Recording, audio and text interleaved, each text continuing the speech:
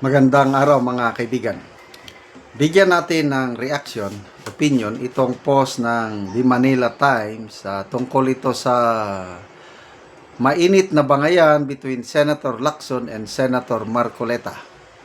Ito, may pahayag si Senator Lacson na pwede daw liable o sampahan o pwedeng maparusahan si Senator Marcoleta dahil sa indirect bribery. Okay, ito. Senator Rodante Marcoleta may be liable, maybe lang naman pala may be liable for indirect bribery over his alleged undeclared campaign funds in the 2025 midterm elections. Senate President Pro Tempore Panfilo Lacson said Tuesday. Wala na. Lihis na naman. Di ba? Ano ba ito? Rest back? Kasi talagang, I don't know, dating sa inyo ako, kawawa si Senator Lacson doon sa debate. Lumalabas, gustong-gustong malaman ni Senator Marcoleta ang katotohanan tungkol sa korupsyon. Ayaw maimbestigahan ni Senator Lacson yung 18 ex-Marines. Kaya, sa mga nanunod, lalo na yung mga neutral, yung Pilipino na nag-iisip, mapapaduda kay Senator Lacson. Bakit ayaw niyang imbestigahan? So ngayon ito, lihis na naman, pinag-uusapan flood control, napunta sa COMELEC issue, undeclared campaign contribution. Ito, tignan natin ang nag-react. 4,000 people netizens nag-react. 3,000 ang tumatawa kay Lacson, 860 lang ang nag-like sa kanyang pahayag. Comments. Okay. Jeremy De Guzman, flood control unahin, palihis ka na naman ng usapin na yupak kang Pinky. Ako si Kel, topic, flood control, counter Kalayaan Group of Island, protector ng China, COMELEC issue. Kikita mo, very defensive si Senator Lacson. Sa pagtingin ko lang defensive siya. Umiiwas talaga. Grabing iwas. Na Buya Lansoy, undeclared donation sa mga congressman is safe.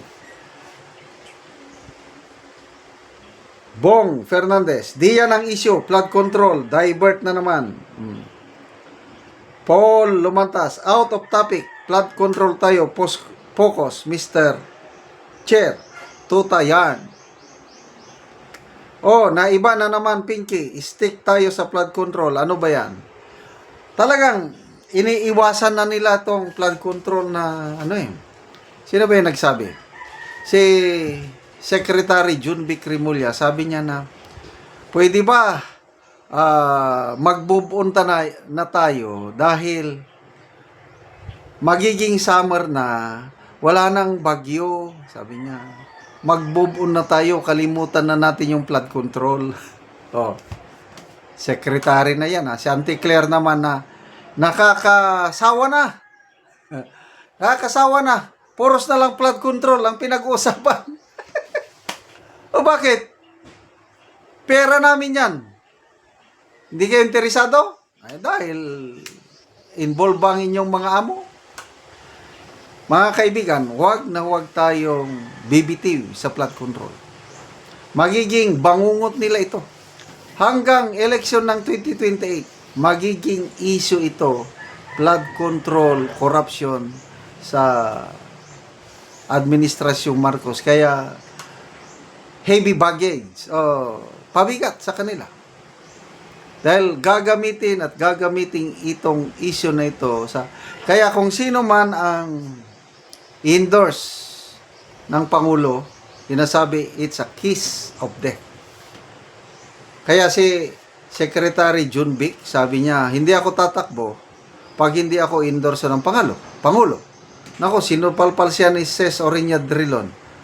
What does that mean with his negative net satisfaction rating?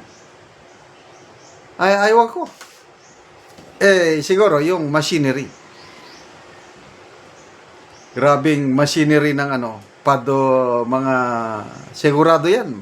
Maglalaan na naman sila ng mga ayu-ayuda para sa election sa 2028. But ang Pilipino ngayon, wais na. Tingnan nyo na sa Davao, noong midterm election last year, binuhusan nila ng Davao. Ang mga tao naman sa Davao, tanggap ng tanggap. Wais sila eh. Kailan binunot nila, landslide, tsunami, overwhelming majority pa rin ng mga Duterte. Halos mga 5% lang ang nakuhang boto ng mga Nograles sa Davao. Yan po ang balik tayo sa issue. Senator Lacson, pumayag na na imbestigahan ang 18 ex-Marines. Problema ngayon, itong si Senator SP Soto, wag muna, pumalag siya. May naisampa ng kaso sa mga ex-Marines na yan. Baka tayo makuryente o pwede ba i-check nyo muna sa Committee on Rules? Anong kinalaman sa pa lang yun, complaint pa lang sa prosecutor. Wala pang kaso sa korte. Grabe talaga ang Senate President. May makikita mo there is something. Natatakot na maimbestigahan. Natatakot na patawag. Kasi pag tumayo sa Blue Ribbon Committee ang mga Marines, i-cross-examine, lalong titingkad ang kanilang mga sinasabi. Sabi nga ni Senator Marcoleta na, kung nagsisinungaling sila, Mr. President, sabi niya, mabubuking natin dito sa investigasyon sa Senado. Kaya, ano bang kinakatakutan ng chairman, Lacson? Bakit ayaw niyang patawag? Anong rason? Hindi, credibility nila, pinag-aaralan namin yan, credibility, booking na. But anyway, sana matapos na itong panluloko nila sa taong bayan. 2028 is coming na, malapit na. Salamat mga kaibigan sa inyong pagsubaybay sa ating channel. Nakakatulong kayo ng malaki sa tribong Talanding na Bukidnon dahil ang sweldo natin sa channel na ito is pantulong sa tribo. Namimigay tayo ng libreng yero at pako para makapagpatayo sila ng mas maayos na tirahan. Panoorin nyo ang video na ito. Ini ang mga yero nga ipangatag sa mga tao. Mga 500 ni ka buok nga yero o naay mga lansang pod. Manan sila ang tagan og yero. Kinuha na kila Teusin. Kinuha nga kitagaan kog sin nga para sa akong atop. Para gid mga hay sa mubaw. So muna ni ang balay sa tagaan na mugero. So muna ni ang atop sa natagaan na mugero. Kuan na gid kayo gisi na ang yero og gipangbutangan ra og silupin. So pila na ni katuig ang inyong balay nga inani na ang itsura nga dako na kaayo og buslot. 15 na katuig. 15 na katuig. Oh. So nga naman nga sukad sa 15 na katuig wala gid mo nakabalay og maayo nga yero. Wala man tayo ipalit. Lagi. Sa tungod sa kalisod na wala mi kwarta na di mi pakamuso kay ako na operasyon pud ko. Na akong bana gabantay man sa ako di wala gid mi kwarta. Wala mo'y kwarta. Wala. So dugay na gid kaayo nga wala mo nakapuli og atop. Dugay na. Pila ka buki mong anak? Akong anak kay kuan, pirmiro na ako isa. Ikaduha dayon tong nawala nga gisi isa ako. So kuan ra karon imong anak? Isa ra. Isa ra. So makabalay na gyud mo ugma. Kabalay na mi. Makatop na gyud mo. Kaatok na mi sa gihatag sa amo. Salamat gid kay sa Ginoo gyud. Naot unta nga magpadayon ni nga tabang.